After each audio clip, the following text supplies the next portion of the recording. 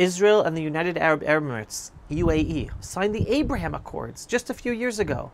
Now, the UAE is threatening that if Israel applies sovereignty in Judea and Samaria, the biblical heartland of our people, it will be a red line that ends normalization and puts an end to the Abraham Accords with them. To that I say, the UAE can jump in the lake. They need normalization with Israel more than Israel needs normalization with them. Regardless, the bottom line is this: Israel's survival, our people's security, and our Jewish destiny are non-negotiable. They can threaten all they want, but October 7th woke up a generation of Jews in Israel who today understand that we must do what must be done, no matter the threats or warnings from anyone else, including the UAE, and potentially putting an end to the Abraham Accords.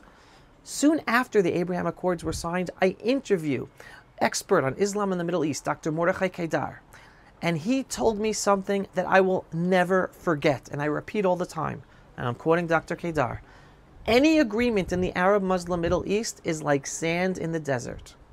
It all depends upon the direction of the wind. End quote from Dr. Kedar. He was right.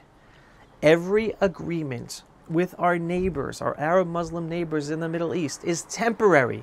Nobody should be surprised by the UAE's threat. This is simply how the Arab-Muslim world operates. Just as there is no true word for peace in Arabic, salam does not mean peace. In Arabic, they only have the word hudna, a temporary ceasefire until they regroup to strike again.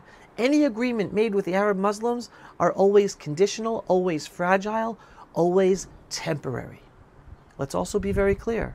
The Palestinian Authority in charge in Judea and Samaria is a corrupt, terror-supporting entity that literally pays terrorists based on how many Jews they murder, paid to slay. They don't even govern their own people effectively in Judea and Samaria. They persecute them. They are not partners for peace. They are enemies with a different strategy than Hamas, but the same genocidal goal as Hamas: to destroy Israel and wipe it off the map. The only force that can secure Judea and Samaria and protect all of Israel and all Israeli citizens is the Jewish state of Israel by applying sovereignty to Judea and Samaria. And Israel's leaders are starting to say this out loud. Just listen to Minister of Energy Eli Cohen, and I'm quoting him: Israel's security comes before everything. Applying sovereignty in Judea and Samaria is a security necessity. To the UAE and the Emirates, I say, your enemy is the Muslim Brotherhood in Iran. We are not going to create another Muslim Brotherhood state with Iranian influence between the Jordan and the sea, the Jordan River and the Mediterranean Sea. End quote from Israeli Minister of Energy, Eli Cohen. Exactly. The UAE should focus on its real enemies, the Muslim Brotherhood and Iran, also against them, not lecture Israel about our survival in our ancestral homeland. The Abraham Accords only succeeded because Israel projected strength, not weakness. If Israel now backs down from applying sovereignty in Judea and Samaria to appease the UAE threats out of fear of offending them and ending the Abraham Accords, it will embolden all of our enemies and undermine the very foundation of regional stability. The only path forward, the only path to peace that lasts in this region is through clarity, sovereignty, unshakable Jewish pride, and strength. Israel is not the obstacle to peace.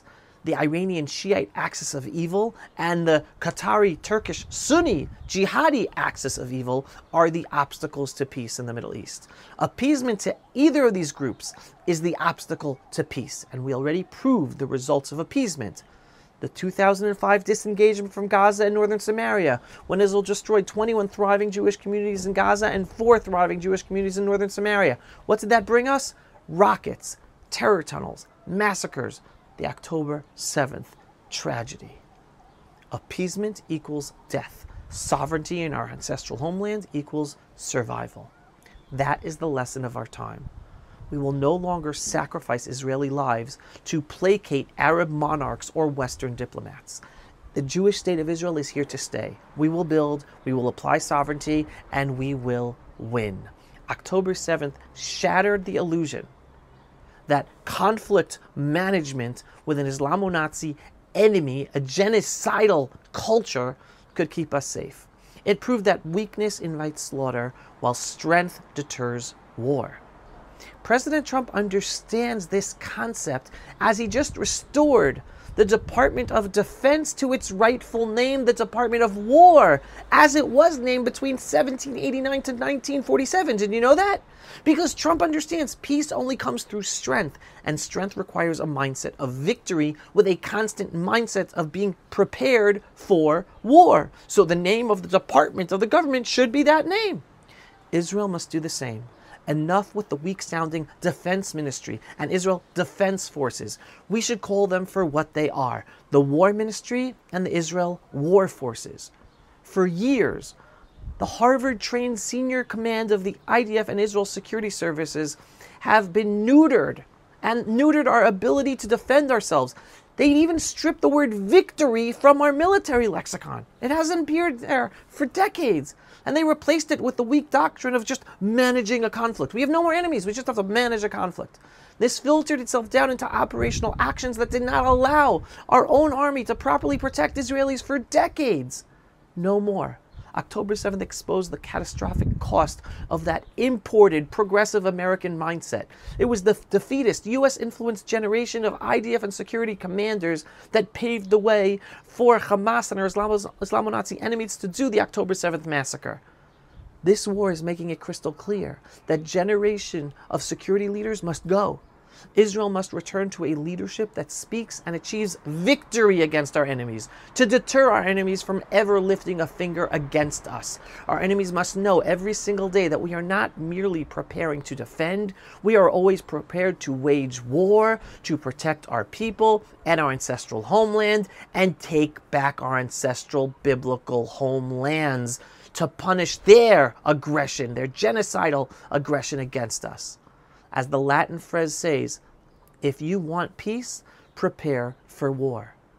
It's time for us, the indigenous Jews of the land of Israel, to once again stand proudly as Jewish Maccabees, acting with strength and conviction, not merely justifying ourselves to the world with the language of defense.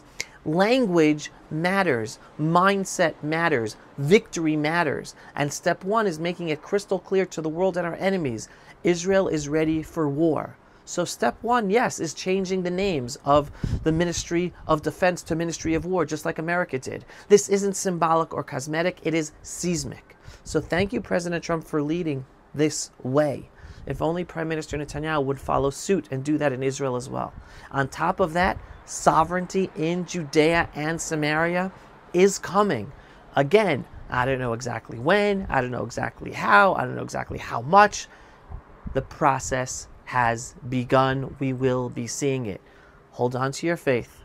Things are happening. Spread the truth. Stick with us at the Pulse of Israel. Am Yisrael Chai. If you are not yet a subscriber to our daily, belief-based, inspiring, politically incorrect, truthful videos about Israel, the Jewish people, and the freedom-loving world, what are you waiting for? Go to pulseofisrael.com and click to subscribe today. And yes, we are a donor-based operation. We need your donations for support in order to make these videos and get our videos seen and do all the work we do. So every once in a while, whether a large donation or a small donation, just go to pulseofisrael.com and click on the donate button. Shalom, everyone, and thanks for watching. Pulse of Israel, frontline videos from the Holy Land. Support our work by donating today.